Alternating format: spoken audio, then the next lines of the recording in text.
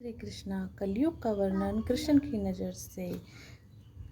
कलयुग का वर्णन करते हुए श्री कृष्ण कहते हैं कि कलयुग में ऐसे लोग का राज्य होगा जो दोनों ओर से शोषण करेंगे, इधर का भी खाएंगे और उधर का भी खाएंगे, बोलेंगे कुछ और करेंगे कुछ, मन में उनके कुछ होगा और काम वो कुछ करेंगे। ऐसे ही लोगों का कलयुग में राज्य होगा। इसी प्रकार कलयुग में ऐसे लोग रहेंगे जो बड़े ज्ञानी और ध्यानी कहलाएंगे।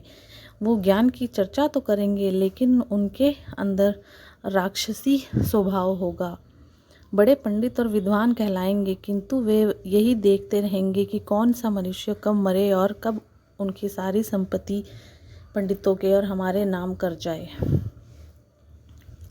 नंबर 2, कलयुग का मनुष्य शिशुपाल हो जाएगा। कलयुग में बालकों के लिए ममता के कारण इतना करेगा कि उन्हें अपने विकास का अवसर ही नहीं मिलेगा। मोह माया में ही घर बर्बाद हो जाएगा। किसी का बेटा घर छोड़कर साधु बनेगा तो हजारों व्यक्ति दर्शन करेंगे, किंतु यदि अपना बेटा साधु बनता होगा तो रोएंगे कि मेरे बेटे का क्या होगा। इतनी सारी ममता होगी कि उसे मोह माया और परिवार में ही बांध कर रखेंगे और उसका जीवन ही वहीं ख़त्म हो जाएगा। अंत में बेचारा अनाथ होकर मरेगा, माँ बाप का प्यार नहीं मिलेगा। कलयुग में बड़े लोग लड़के लड़की के विवाह में, मकान के उत्सव में, छोटे छोटे उत्सवों में लाखों रुपए खर्च कर देंगे, परंतु पड़ोस में ही यदि कोई भूखा प्यासा नंगा या कोई गरीब होगा तो उसकी मदद नहीं करेंगे। उसका पेट भरा है ये या नहीं ये नहीं देखेंगे। वो सिर्फ अपना ही साग भूख से का देखेंगे, चाहे दूसरा इंसान मर जाए वो देखते ही रहेंगे। दूसरी ओर मौज मदिरा, मांस भक्षण, सुंदरता और व्यसन में पैसे उड़ा देंगे, किंतु किसी के दो आंसू पोंछने में उनकी कोई दिलचस्पी या रुचि नहीं होगी। सब लोग अपने से ही मतलब रखेंगे, किसी को किसी से लेना देना नहीं होगा। ये कलयुग है।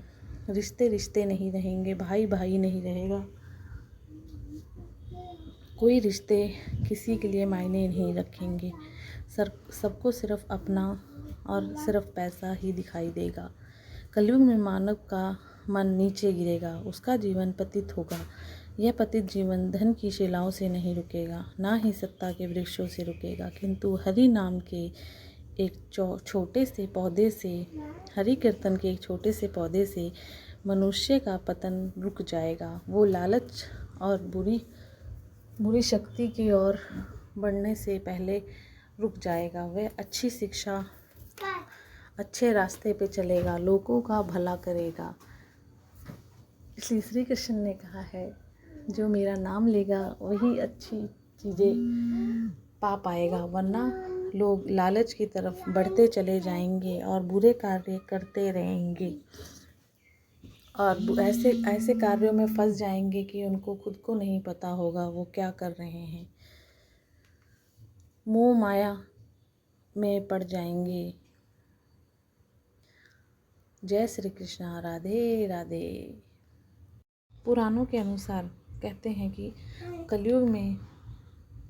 कलयुग के साथ ही दुनिया भी समाप्त हो जाएगी। कलयुग में धरती पर अन्य युगों से ज़्यादा अधर्म और पाप बढ़ता ही जाएगा। शास्त्रों में बताया गया है, भविष्य में धरती पर कलयुग इससे भी ज़्यादा भयंकर होगा। जो भी चल रहा है इससे भी ज़्यादा भयंकर। कलयुग में ही मनुष्य अपने कर्मों का फल भुगतेंगे और बेमौसम बारिश, आंधी, तूफान, जल संकट का सामना करेंगे। कलयुग में इंसान की उम्र 12 से 20 साल तक के बीच ही बचेगी। यह ऐसा युग है जिसमें सत्य, दया, करुणा, कर्तव्य व अहिंसा का ह्रास होगा और पापियों की संख्या बढ़ती जाएगी। कलयुग में धर्म का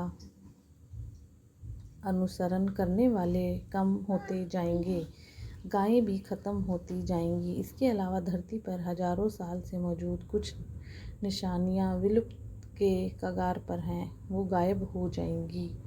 कलयुग काल में स्त्रियां भी आचरण, सदाचार को भूल भ्रष्ट हो जाएंगी, अपना आचरण और व्यवहार सब भूल जाएंगी, देवता समान पति का अपमान करने लगेंगी और रिश्तेदारों से द्वेष रखेंगी, किसी से मिलना जुलना नहीं रखेंगी, सिर्फ अपने से मतलब रखेंगी।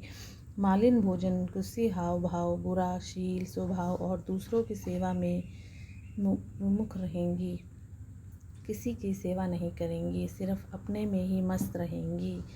इस आने वाले कलयुग में ऐसी ही स्त्रियां मिलेंगी। घोर कलयुग। कलयुग में लोगों को दान करना चाहिए।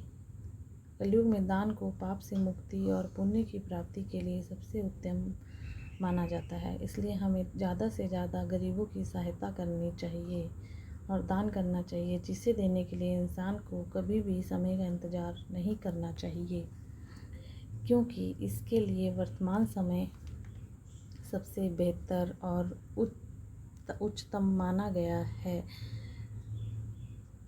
क्योंकि इसमें लोगों की उम्र भी कम रह जाएगी। इंसान की उम्र कलयुग के बारे में उम्र बहुत कम रह जाएगी। कलयुग में श्री श्याम का आना लोगों के दुख दूर करना, कष्टों को हरना ही एक उपाय है।